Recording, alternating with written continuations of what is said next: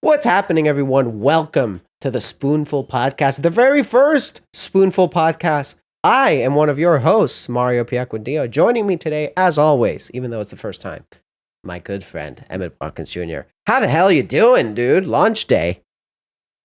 Yeah, launch day. It's a big day for us. Maybe not for some other people that are having launches soon, but Ooh, salute to you once again. ooh. Well, not once again because we totally didn't record this once and No, miss. this is definitely not But the second time we're recording this intro for audio issues, right? No, exactly. That did not happen. not at But all. yeah, salute because I'm wearing my Latin Club shirt today because I don't know, I just threw it on. Woke up this Of morning, felt like course. doing it. Actually ran out to Waffle House. That's why I'm even dressed. Oh, hell Well, yeah. I'm dressed because I'm on camera, but also I was dressed before camera because I got Waffle House because I needed something to turn my mind off of the sky falling. In my world, at least. For folks who I guess you're listening to this, watching this later on, so maybe this isn't as relevant. But all the Saints Row reviews came out today. I'm a massive Saints Row person. The fourth game is one of my favorite games of all time, and I like the third game a lot, like the second game a lot. And I was making my way through the first game recently, but this new reboot came out, and Lord have mercy. These reviews It's a are little rough. down in the fucking dumps, my guy. It's a little rough. That's sort of one of the. I mean, like I told Emmett, we had a totally different show planned out, and then this happened. And I'm like, well, it's a great thing we're recording a show today because it sort of worked out very well for us. But just in case you don't know us, the Spoonful Podcast is a show where Emmett and I talk about just about anything we want. Sometimes by ourselves, sometimes with a guest. Either way, we're bringing you a nice bowl full of topics, trying to sweeten your life one spoonful at a time. That's a new one for you, Emmett. That's a new I one like it. for I you. like it. I wrote that one. I feel proud about that one. Signed, sealed, delivered. Let's There go. you go. There you go. This show goes live every other Tuesday on our YouTube channel that still doesn't have a custom URL because it takes a little bit to get to having a custom URL. So please go ahead and subscribe over there. All of our links are in the description and also should go live on all of your favorite podcast platforms. Please let us know if you don't see it in your favorite podcast platform. But regardless, you can follow us on Twitter. I'm at Mario Not Bros. Emmett is at EJSponge61. And most importantly, Spoonful has its own Twitter account at SpoonfulVids. Follow there. You'll have all the links to all the things there. That is the place to be. But Emmett, I think of all the people I know, you and Blessing, but mostly you, are the two people that were the most excited for the Saints Row reboot, right? And I think nobody would be offended to say you are like the person online in all of our circles that is the most excited for the Saints Row reboot. I think Fair to say. that's very fair to say. You are very into the series as a whole. You've made videos, you've written articles about them, you replayed all of them. You did all your thing. And Saints Row, the reboot, is probably your most anticipated game of this year. Or I'm assuming up there. It's up there. Yeah, It's up definitely. there. And it seems Now it's like it's a down there. bad game. Like it just took like Uh, not trying to sugarcoat it or anything. It just seems like the game's kind of rough. mhm. Walk me through your emotions as the embargo goes live. What was the first review you saw? Because for me, it was kind of funny. They tweeted out their little sort of like snippet of the Kind of Funny Games cast where they reviewed it and they gave it a 2 out of 5, which is a bad score. Walk me through your morning, dude, finding all this out. So for the first time in a long time, I woke up before 2 o'clock. So Congrats, proud of you. A, because we were recording this, but B, because I just happened to wake up. I slept somewhat good, even though I have a cold still, but I took medicine, so it didn't keep me down too bad. So I wake up. First thing I see, if I wake up and I already have Twitter notifications before I even have consciousness, I'm already scared. It's So tough. Something bad's about to exactly. happen. Either something bad or something glorious, or like a tweet popped off of mine or something. I Yeah. don't know. Yeah. So I'm always a little bit nervous when I see that. But before I even go to see what those four little orange dots are, I am on the timeline. I check like I have a separate list on Twitter for like deals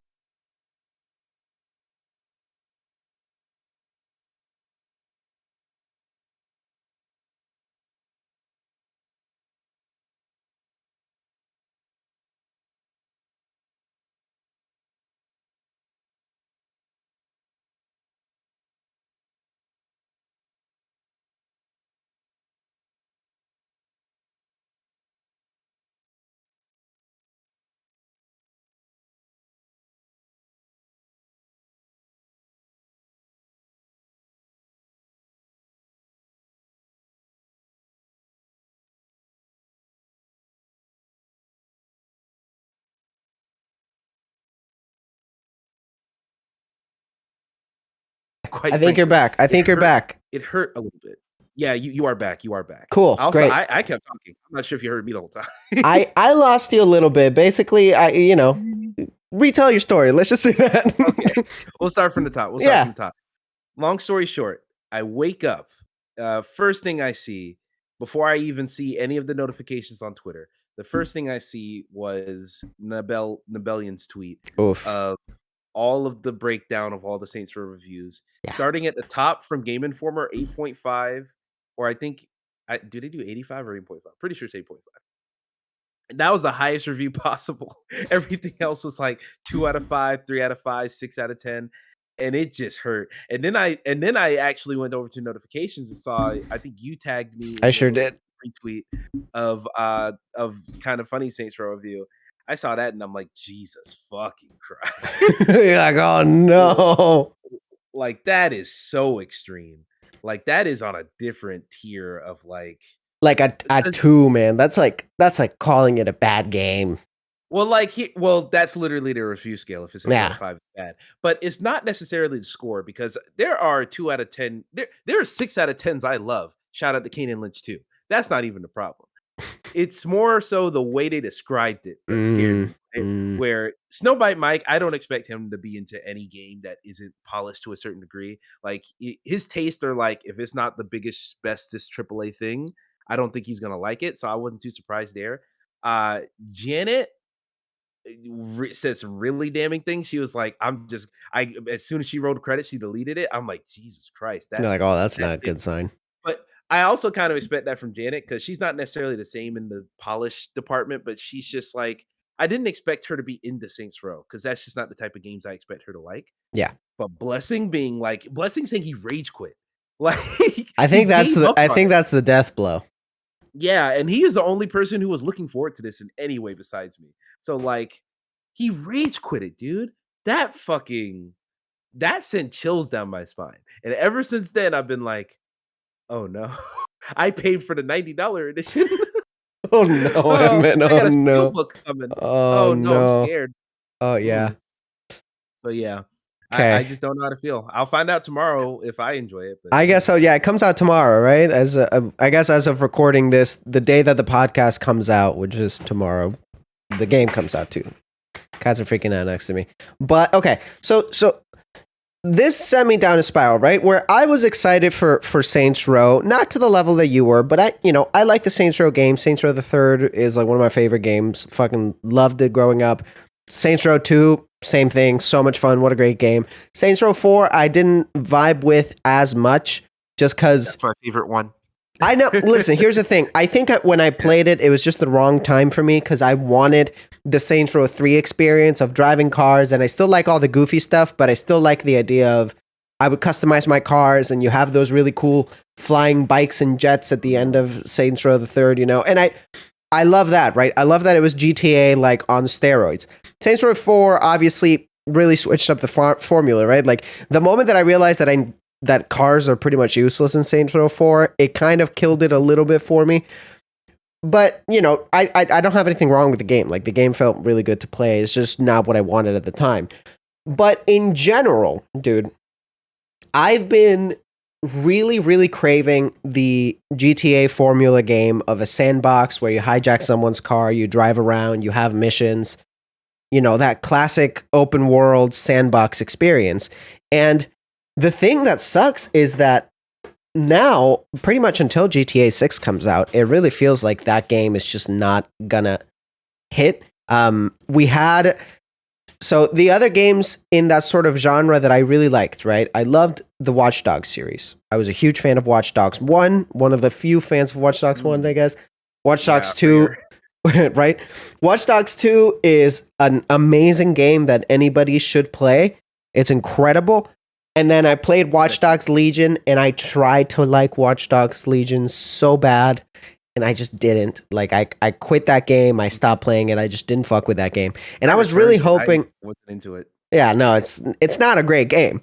And I was really hoping that Saints Row would be that, right? Because I'm itching for it, dude. I downloaded Saints Row the Third Remastered to play that, but I was like, you know what? Let me wait until the new Saints Row. I'll get into that game. That'll give me that fix that I've been wanting.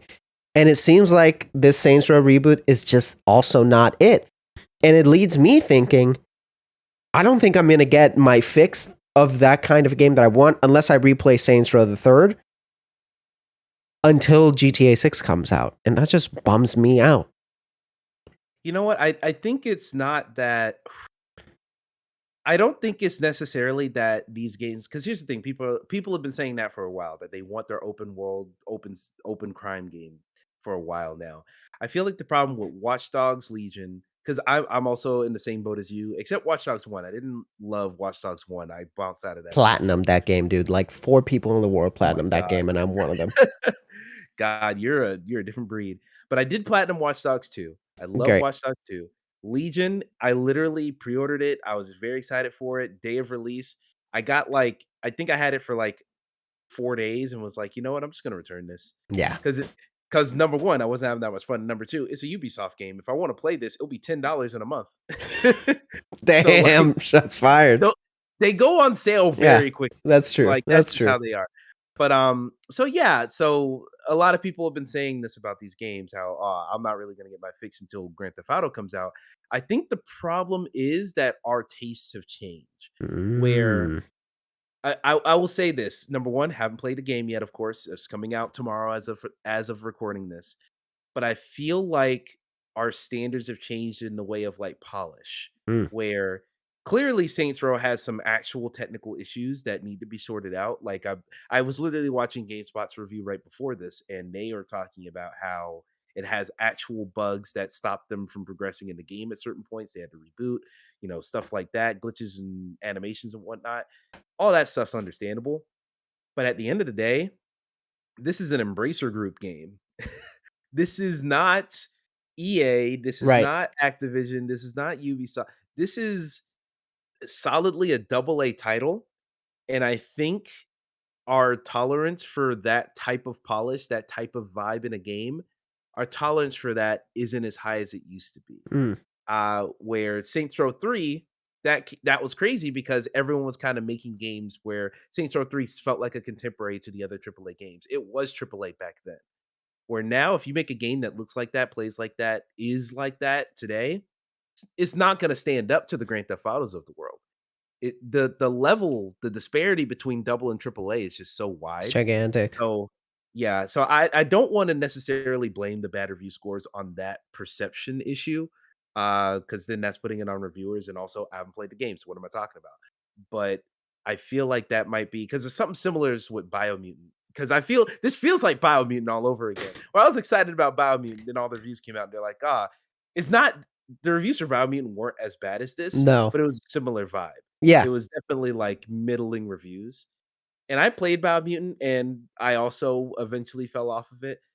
But that game was solid. That game, it was a 7 out of 10, but like it didn't feel offensive. It didn't feel bad. It didn't Mm, feel I felt no negative feelings about it. mm, So Saints Row, hopefully I at least get to that point. But if I do get to that point, I question if I will beat it. That's my mm. question. And that's one of the reasons why I'm very glad that we have this show together and that we're recording this today. Because obviously we're gonna follow up with you, right? Because you're gonna play the game, Oh you're yeah. gonna give us your thoughts on it, which I'm excited for. And listen, I get what you're saying about these games aren't gonna be to the level of GTA, and I agree.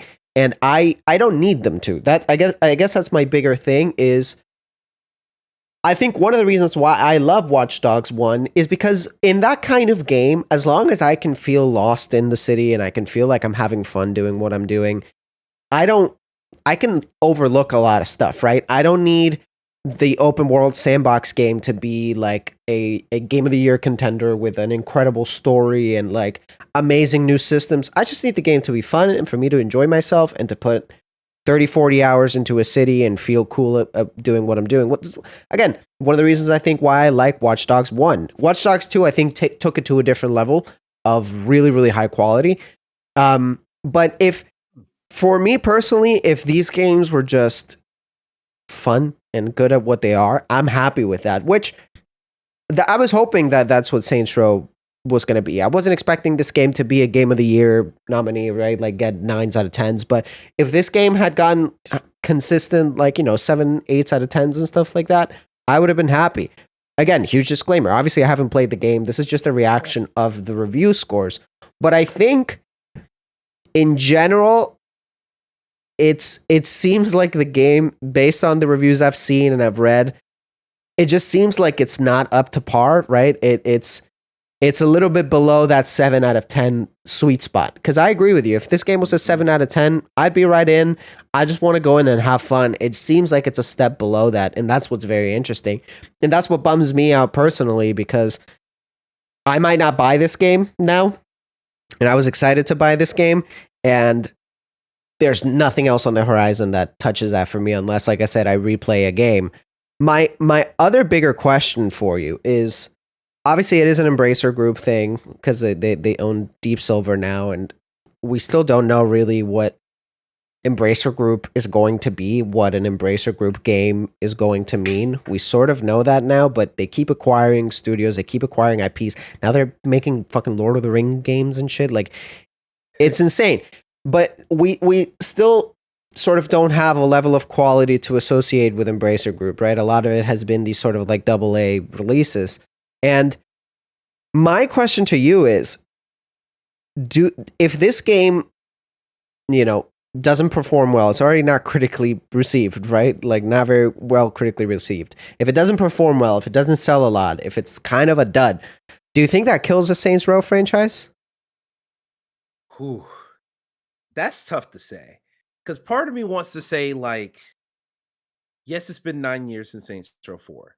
And even then, what, we had Ages of Mayhem a couple years after that. So let's say it's been closer to 6 or 7 years since Yeah, the and they last. had Got Out of Hell there at some point, right? Yeah, Gat Out of Hell was in the middle. So yeah, let's say it's been about, 6 years since the last real Saints Row game.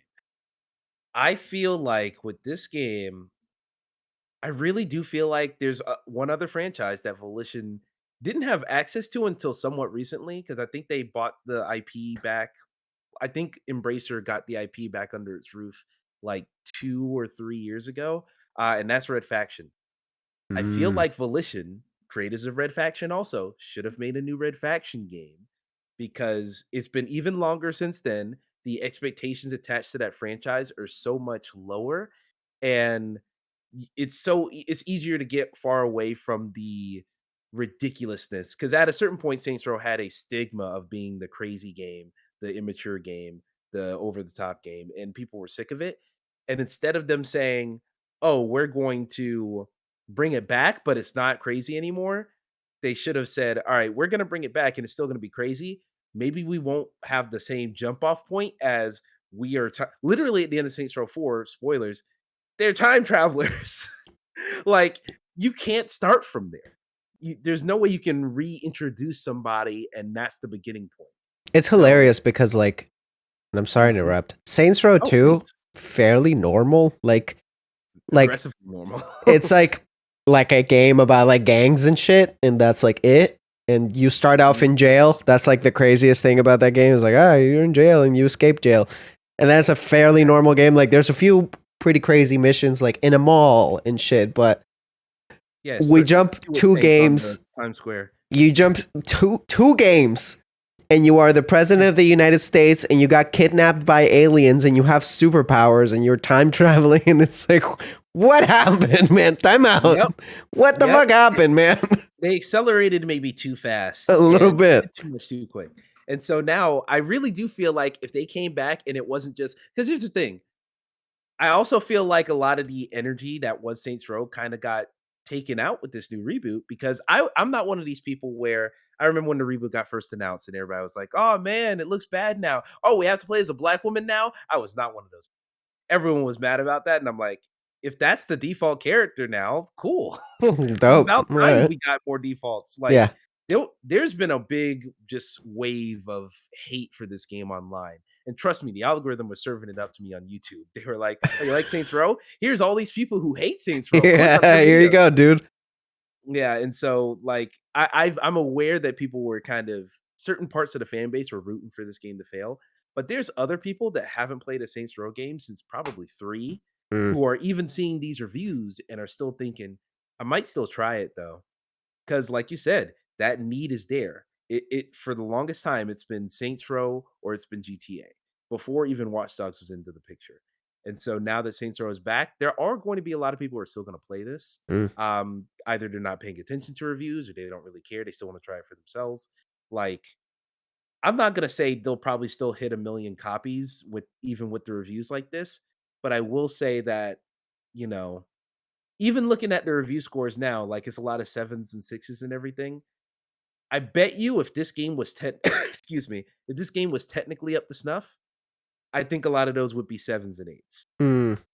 If you just took out the bugs, took out the things that make people restart from checkpoints, I think you'd go up a point or two, and then you would be in the range of people of what you would want and what others would want anyways. So, um, yeah, that's just how I feel about it.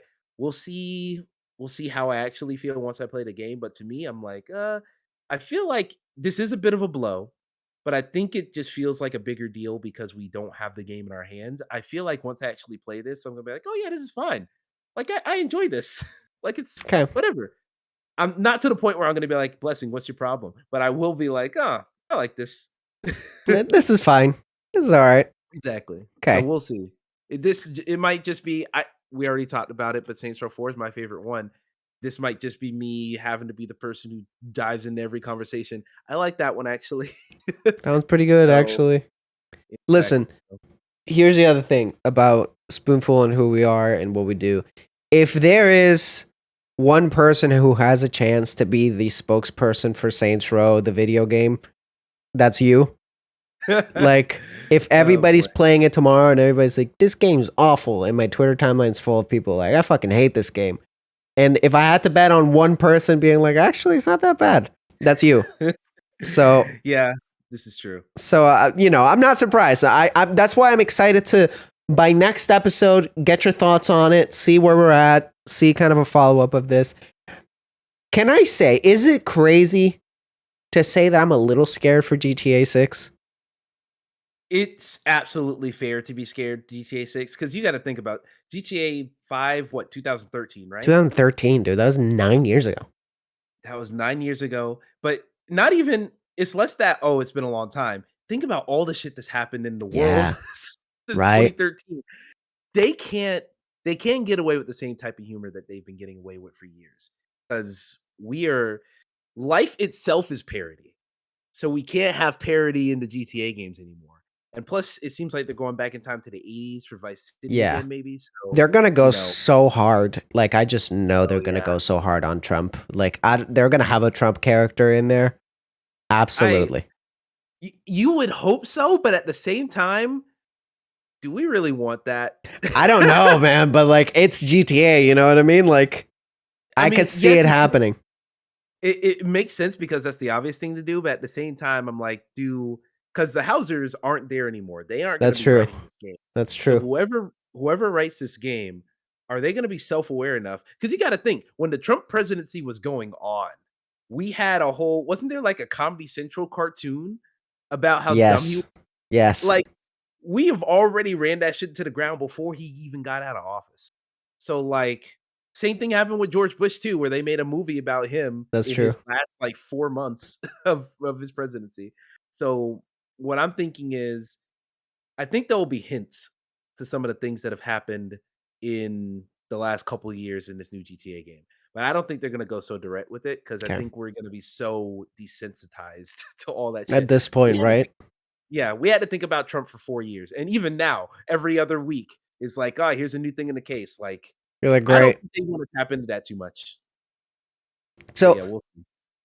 okay, I hear you, but one of the reasons I think, I guess, why I'm scared for GTA 6 is I am scared of what you're saying, that our tastes have just gotten different, and maybe that kind of game just doesn't hit as much anymore.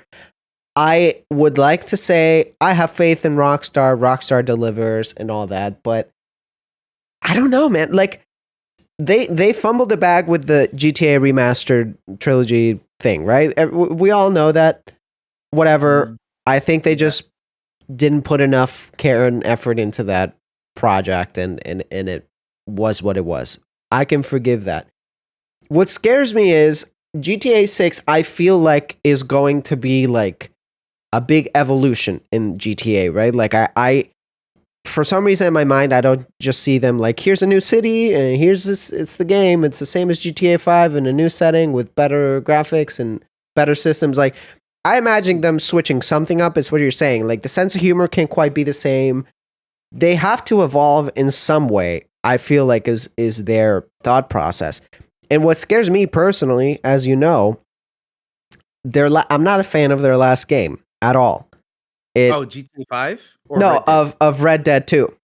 All right. We're gonna I'm fight on this one, but go ahead. I'm not a fan of Red Dead 2. I'm gonna give it another go at some point. I have it installed in my PlayStation, but I'm not a fan of that game, and I'm worried that some of Red Dead's 2's sort of ideas are gonna make it on to GTA 6. Like, if they're going for that ultra realism sort of thing, which I don't think they will because it's GTA, right? But if that's what they're going for, if that's what they're trying to do, of like, the next evolution of it, fuck, I don't want that, dude. I don't want that.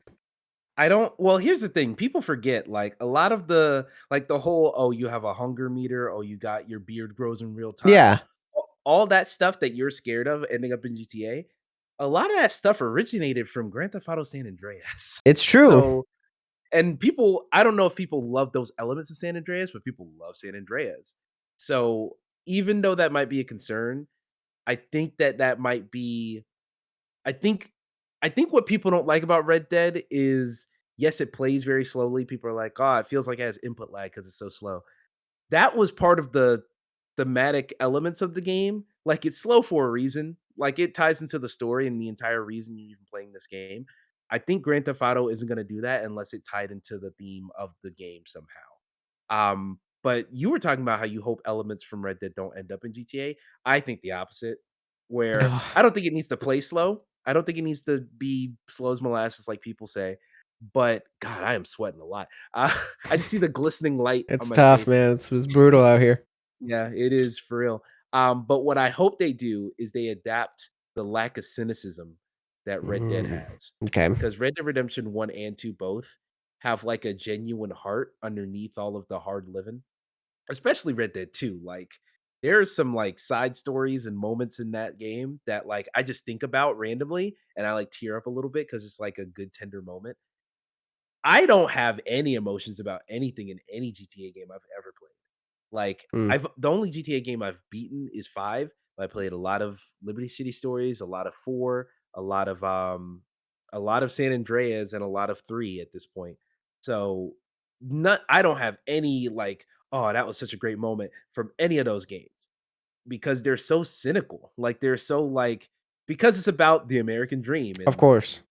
especially when people are writing about that dream from a non-American perspective as the cat, like, goes apeshit on the camera. Jesus Christ. Um when non-Americans are writing about the American dream, they often look at it very cynically because they see what it's done to us from afar. To see how So fucked up we all are. exactly, exactly. So this new GTA game, I think if they want to really impress people, because if you just make another game about people being toxic, then I'm not going to be interested in it. And I feel like a lot of people are just going to write it off pretty quickly. I think critically, it's not going to do well. I think no matter what, GTA 6 is selling 10 million, Of course. 50, Oh yeah. it's going to be successful. Oh It's a yeah. question of, will critics like it? Will the players like it? And to be frank with you, a lot of players are just going to pick it up, look up all the cheat codes, and that's 40 hours of their life. Definitely. They will not start the first mission. And that's before you even get to online and people just don't even open up story mode. So what I think they're gonna do, or what I think they should do, is just like bring some of that empathy into the story, bring some of that heart into the story. Because especially if you're going back in time, you're not going to be touching on a lot of the more recent pop culture things. Mm, If you're going back in time, for the love of God, give us something that has the emotional width of emotions and not just action, action, biting, seething hate in all of right. its undertones and Yeah. satire, like something more. And listen, that can be good evolution. Like when I'm saying that, I think they're going to have to evolve GTA in some way. That could be good evolution, right? Like taking the story a little bit more seriously, having actual moments in there. And I want to make clear, like, just because I don't like Red Dead doesn't mean I don't think anything from Red Dead should switch over. Like, I think how dynamic that world is would translate really, really, really well to GTA like 6, for example. I remember in my short time with Red Dead Redemption 2, I had a moment that was completely natural, not scripted, not a mission, right? Where I found this dude doing something that he wasn't supposed to do. I hogtied him. I took him to the jail cell. And when I'm leaving, the guy tells me, like, you're going to pay for this. And I'm like, all right, whatever.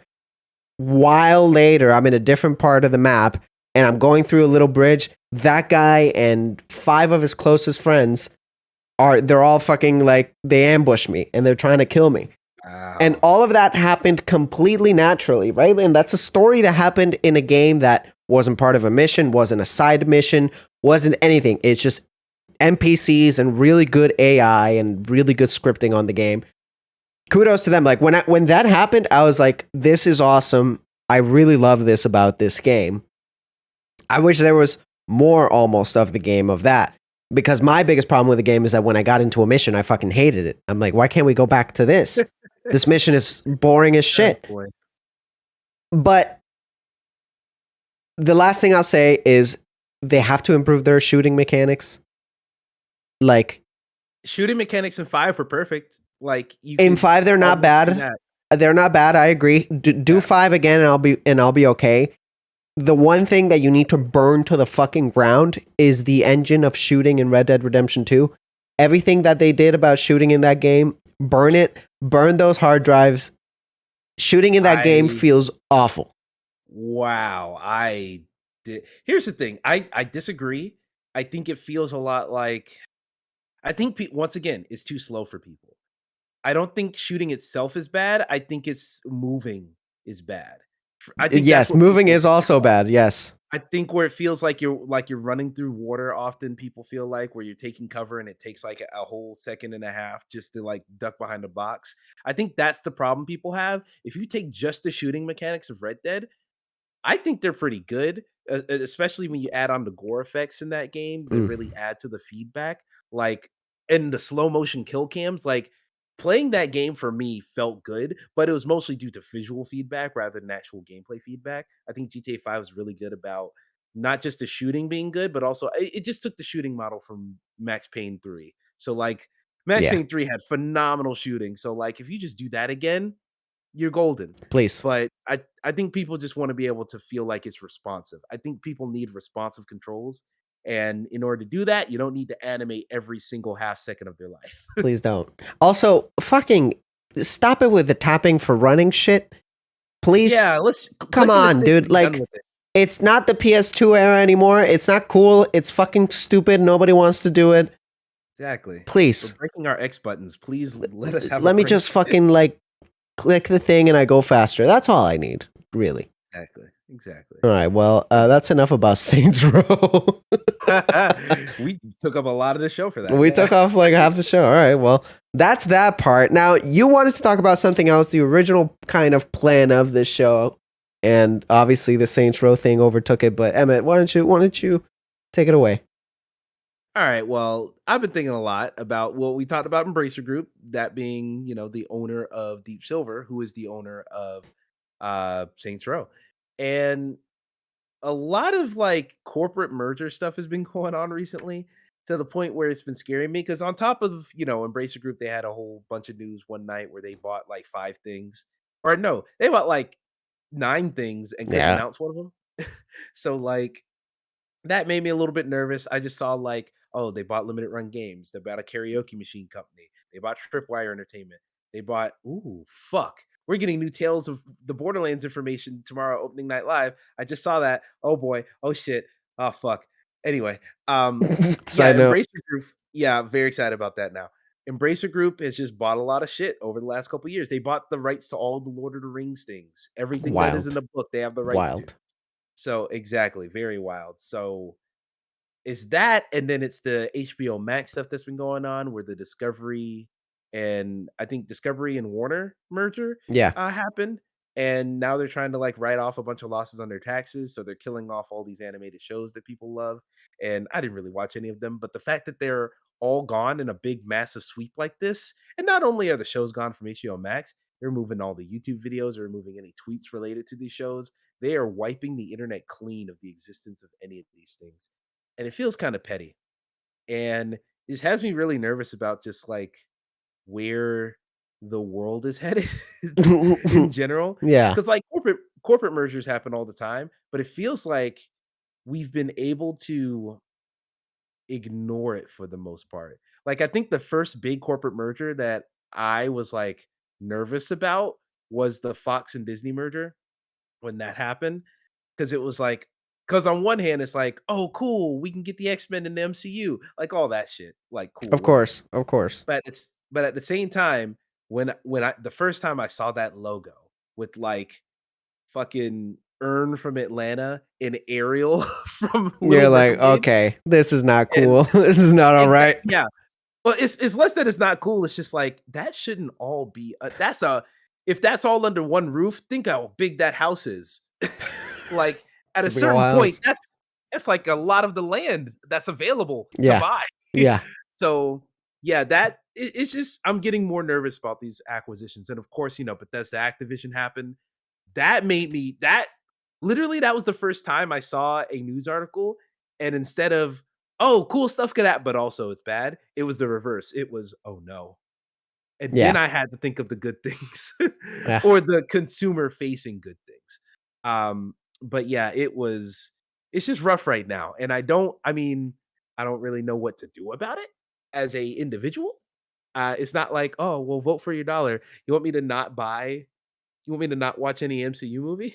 You want me to Yeah, not, you want me to not play the new Call of Duty? Like, I don't know. Well, you could not play the new Call of Duty for a lot of other for reasons. separate reasons. Yeah, that's a whole different Yeah. can of worms, right? Yeah, there's a lot of shit Yeah, going down over at Activision to where if you don't wanna buy their games, I understand. that's fine. Um, yeah, totally, more than fine. But yeah, it's weird, man. It's getting weird, it's getting scary, and all these animated shows leaving HBO Max and just being wiped from the internet, that type of thing is literally like the doomsday scenario for someone like me who's a big fan of all these obscure media and I'd be on abandonware.com or just finding random games to Of install. course, Like I do that sometimes. I play Quantum of Solace on PC through there. of course you Uh, did. Why wouldn't you? exactly. Exactly. So yeah, I'm just nervous about it and I don't really know what else there is to say. I'm just nervous about it. How do you feel about this? Is this No, like dude. grinding your gears at all? No, I totally agree with you. The Disney Fox one when it first happened, I was like, whatever, it's all right. And I think I was more thinking of like the Disney when Disney bought Star Wars and when they bought Marvel, and like I was like, they took care of it. They did good with those IPs and with those things. So I for some reason I wasn't that ticked off by the Disney Fox one, even though it's clearly a gigantic one. But the more time goes on, the more I want to shout out Parks and Rec. I don't know if you've seen Parks and Rec.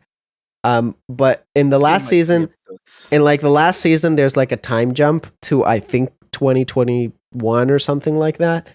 Wow. And there's a really funny moment where there's a commercial for Verixotle, I think, where it's the Verizon Chipotle Exxon merger company, and in the company and in the commercial they say Verixotle, proud to be one of America's 8 companies. And Oh no. and the more that time goes by, the more that it feels like that's not as much satire and like it feels a little Mhm. real.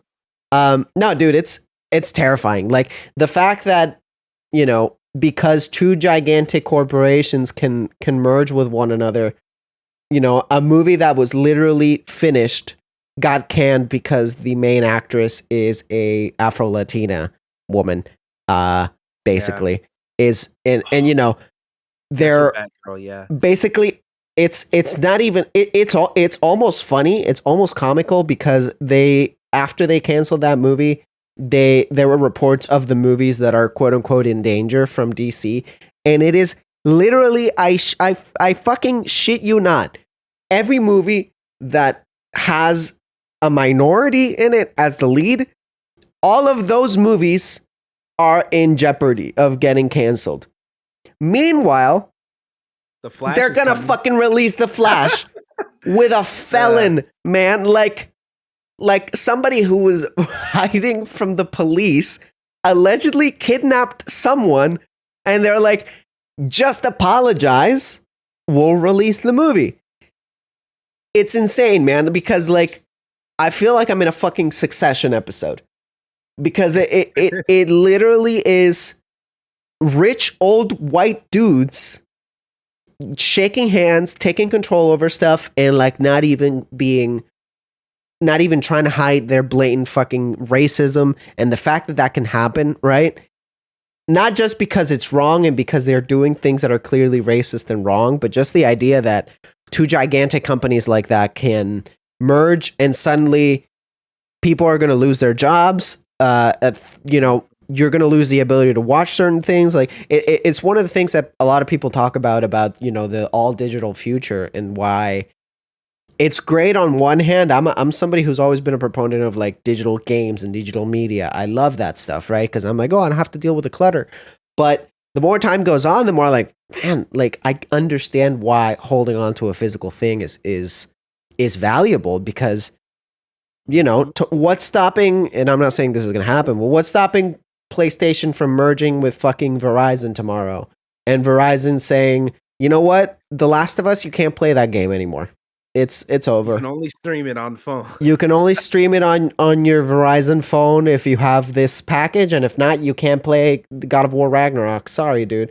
It's a scary future, man. Because sure, what I'm saying right now sounds crazy, but if I had told you a month ago, like, yeah, HBO Max, which is by far almost everybody would agree, the best streaming service, right? Like the most complete library, the most quality content, the best movies, like If you don't like animation. if you don't like it, sure, yeah. But like, Up HBO until then, Max, yes. up until then, HBO Max, many people would say was the best streaming service. If I had told you a little bit ago, yeah, actually, HBO Max is now going to become pretty much like a Discovery Plus thing also.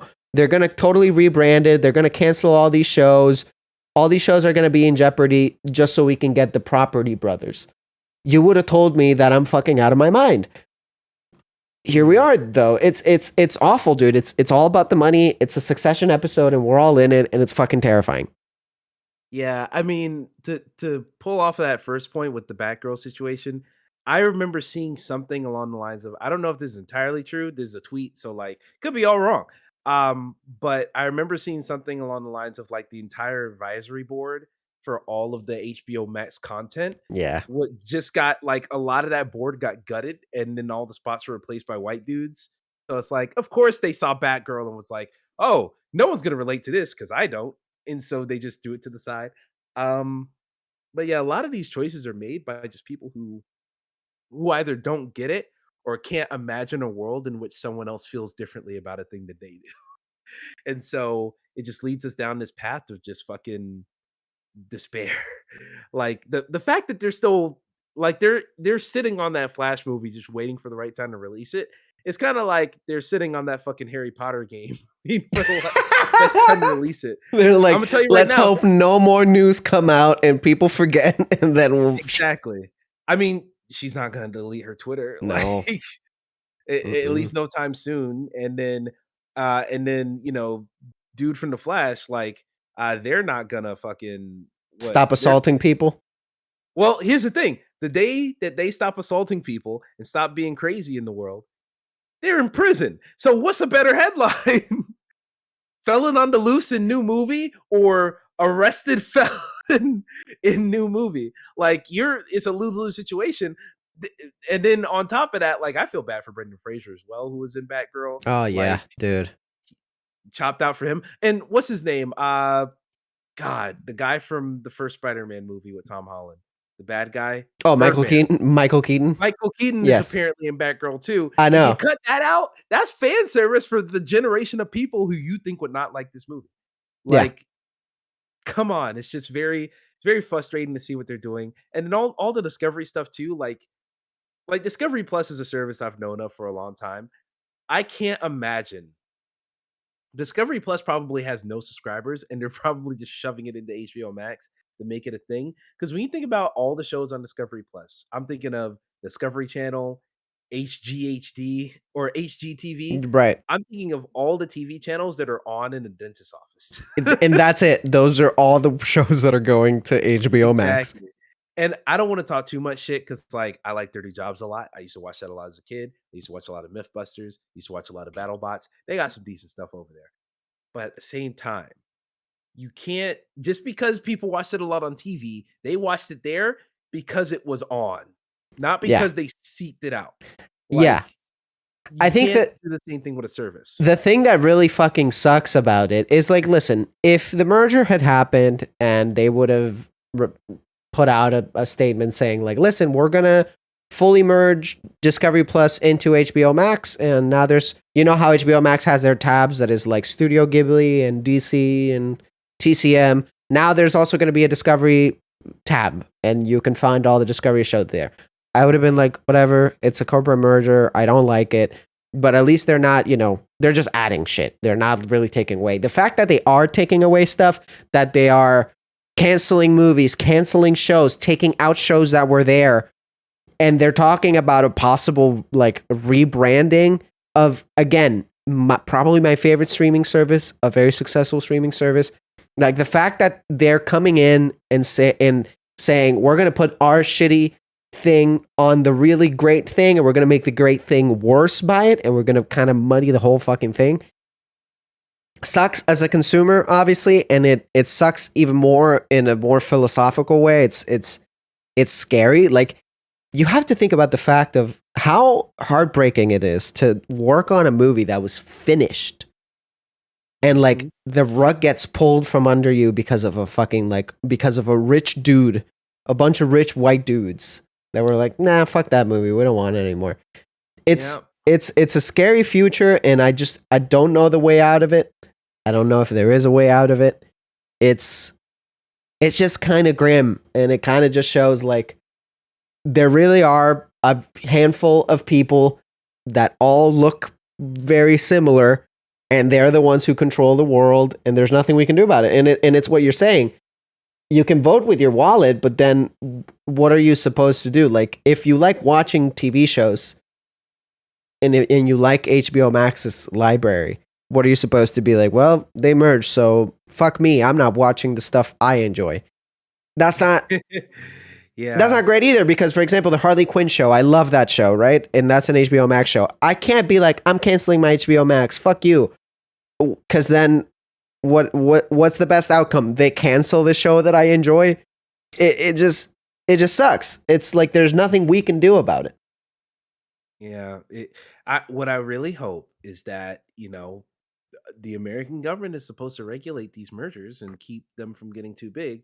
I think we've passed the point of these companies getting too big. Like even though I'm excited that Game Pass is gonna get all these Crash games and all these Tony Hawk games and all these Call of Duty, that merger probably shouldn't be happening between Activision Probably not. and Microsoft. I think the Disney and Fox merger shouldn't have happened. I think a lot of these mergers should not have happened. I think Embracer Group needs to calm the fuck down. Like it's hard to say like Embracer Group's a different one, or maybe not different, but it is special in the way that like it has grown step by step, bit by bit. There hasn't been one big purchase that is like, oh shit, we should all be scared. Like the biggest one you could say is like Gearbox. I think that was like a 1 point something billion acquisition from them. But like Gearbox, what do they have besides Borderlands? It's just Borderlands. There's The only thing, Borderlands.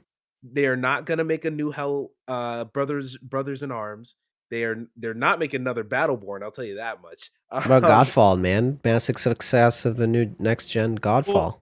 the they publish Godfall, That's so true. technically they're absolved from that, but they also publish Risk of Rain 2, so, balance. Hey, there you Risk of go. Rain 2, one of the GOATs. Hey, But, yeah, like, I feel like Embracer Group has built up the quote unquote right way, or at least in a way not as scary. Because a lot of these corporations, they're so big, if they want to become the biggest thing in the world, they can do so with one easy purchase because they just have that much money in the bank. Or Embracer Group, it seems like they gotta, because they are smaller, they have to pick their battles and pick what they're gonna go after. And they've built up a very large amount of studios, but it is getting to the point with Embracer Group where it's like, if you think a game, it take out all first party games. If you're thinking of a third party game, and it's not Activision, it's not Blizzard, and it's not EA, it's like a 50-50 shot of being Embracer Group, Yeah. or maybe even more. It might be closer to like a 65-35 shot of it being Embracer Group because they own every other IP or every other studio out there. And at this point, if they don't own the IP, they own the studio that makes it. So like it's getting insane to this point. So yeah, I really think the government needs to step in. I think it's been a long for more or less my entire life. I feel like the government has been dropping the ball on putting the finger on corporations and keeping them from getting too big You because can stop at the government's dropping the ball and it works.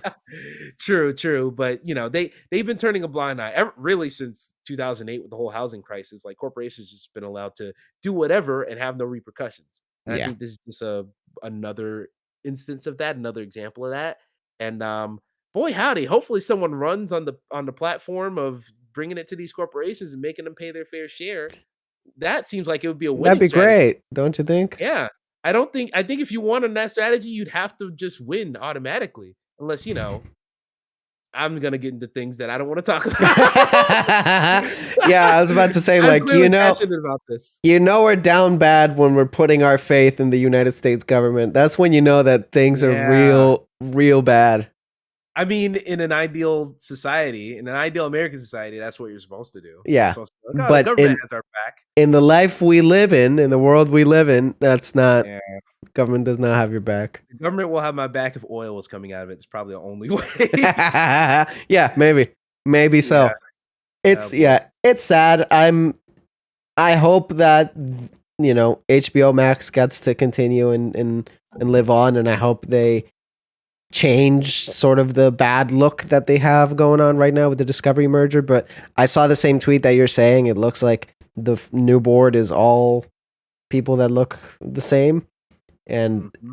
it's just brutal. I just don't know what Yeah. can be done to fix the situation at all.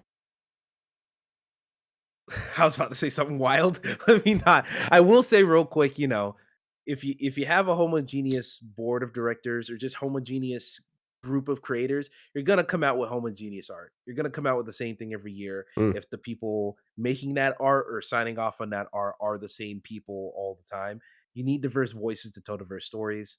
Um, so hopefully they are do hopefully someone will give that to us because I'll tell you right now, if they especially with DC, because DC already felt like there wasn't really a voice behind a lot of their output, with the exception of like Wonder Woman 1 and some movies here or there like that.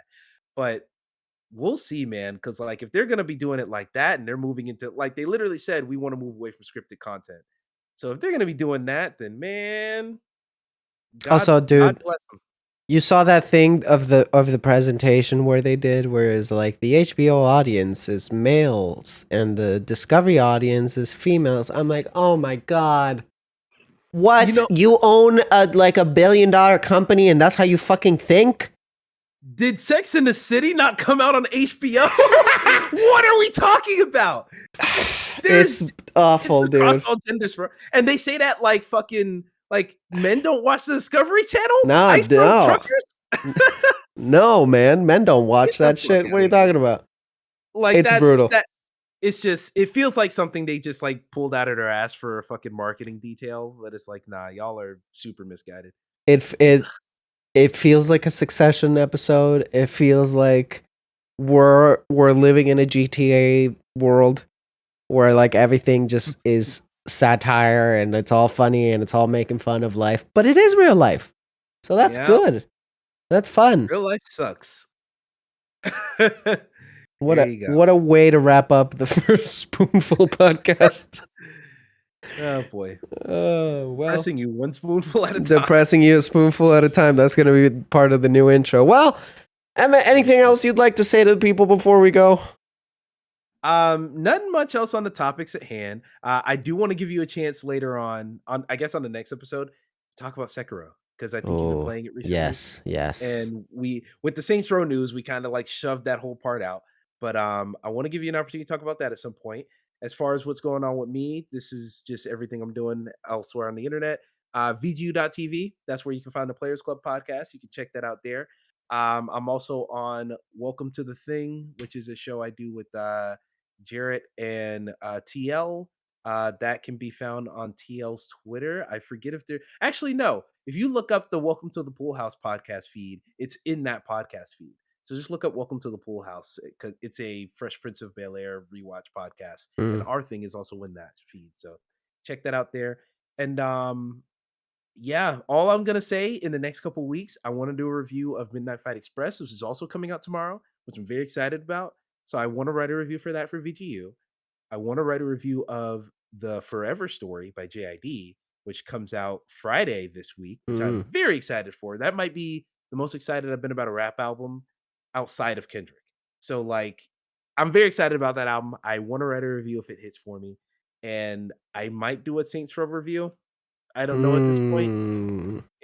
If either I want to do a review for the game by itself, or I want to save it and do my complete playthrough of the entire series, and then come back to that game and talk about my thoughts there. Because I've been wanting to do a playthrough of the whole series, but the entire year got away from me, and I just never got around to it because that first game is a slog. But Never played it. it's on the docket. Yeah, you don't need to go back and play the first one, but you played all the good ones. I'll say you played all the good ones. Well, that does it for us, everybody. Remember, once again, follow all of us on Twitter. I'm Mario Bros at EJSponge61. Most importantly, at Spoonful Vids. That's where you're going to have the link for the YouTube channel and all the RSS feeds and whatnot. Please, please, please, if you enjoy this show, make sure to subscribe to the YouTube channel. Once we cross a certain threshold is when we'll be able to actually make a custom URL and all that. And that is a big deal, I would say. Boost it to 100. 100 subs, I think, is the custom Yes, URL. 100 subs. So we need to get to 100 subs. I just want to quick aside. Thank all of you for all the love and support on our announcement episode, our announcement video. Thank you for that. Y'all blew that tweet up, and that made me feel very warm at work when I saw that go down. So thank you all very much for that. Absolutely. Like I didn't expect it to get as much traction and as much love as it did. It means a lot. Emmett and I are very, very happy to be doing this and very happy that you guys seem to want it, I guess.